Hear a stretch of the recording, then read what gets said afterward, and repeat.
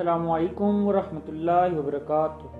دوستو، آج ہم آپ کو اس شخص کی کامیابی کی داستان سنانے لگے ہیں جسے سن کر آپ بھی کامیابی کے سفر پر چل سکیں گے، جسے دنیا آج ایک کامیاب سیاستدان کے طور پر جانتے ہیں، مگر ہم آج بات کریں گے ایک کامیاب بزنس مین کے طور پر، جس نے اپنی محنت سے چھوٹی سی کیمیکل کارخانے کو دنیا کی 50 بڑی کمپنیوں میں لا کر کھڑا کیا۔ اسد عمر 9 ستمبر 1961 کو راولپنڈی میں آرمی آفیسر کے گھر میں پیدا ہوئے۔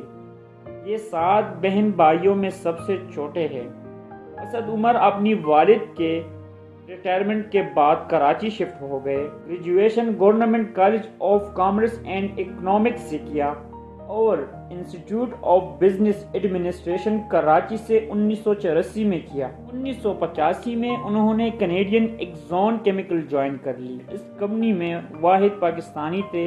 ان کی تنخواہ 1,20,000 روپے تھی۔ بنگلہ، گاڑی، سب کچھ تھا ان کے پاس، لیکن انہوں نے اپنی وطن کی محبت کھینچ لائی۔ کینیڈین CEO نے بہت روکا کہ کیا کرو گے پاکستان میں جا کر، ایک دن پچھتاؤ گے، لیکن ان کا ارادہ پختہ تھا۔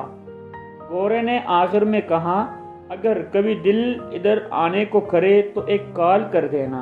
انہوں نے کہا کہ انشاءاللہ ایسا نہیں ہوگا، اور پاکستان آ کر اینگرو پیک کیمیکل میں جاب کرنے لگے، اور پہلی تنخواہ 8,170 روپے دیتے ہوئے کمپنی کے مالک نے کہا، ہم تمہیں بہت زیادہ تنخواہ دے رہے ہیں، اور انہوں نے محنت جاری رکھی، اور 2004 میں انہیں اینگرو کیمیکل کا CEO اور صدر منتخب کر لیا گیا۔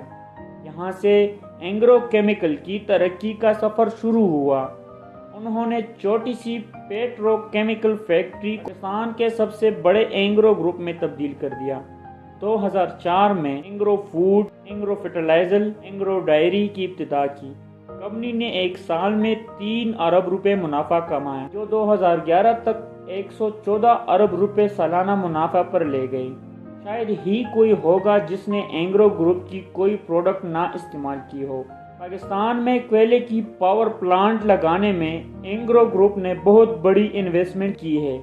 آج اینگرو گروپ پاکستان کا سب سے بڑا خاص سپلائی کرنے والا گروپ ہے۔ 2010 میں اسد عمر کو پاکستان کا سب سے بڑا سول ایوارڈ تارا امتیاز دیا گیا۔ اسد عمر پاکستان کے سب سے زیادہ تنخواہ لینے والے CEO بنے، جن کی سالانہ تنخواہ 8,40,00,000 روپے رہی، اور کمپنی کے 3 کروڑ شیئر کی بھی مالک ہے، جن کی مالیت کئی ارب روپے بنتی ہے۔ کمپنی ایوریج پر پہنچا کر اپریل 2012 کو کمپنی سے ریزائن دے کر سیاست میں قدم رکھی۔ دوستو، یہ تھی پاکستان کی تاریخ میں کامیاب بزنس مین کی داستان، جس نے ایک چھوٹی سی فیکٹری کو دنیا کی 50 بڑے کمپنیوں میں لا کر کھڑا کیا۔ اگر آپ کو ہماری یہ ویڈیو اچھی لگی ہے تو لائک کریں، اور ہماری حوصلہ افزائی بڑھانے کے لیے کمنٹ کریں۔ بہت شکریہ۔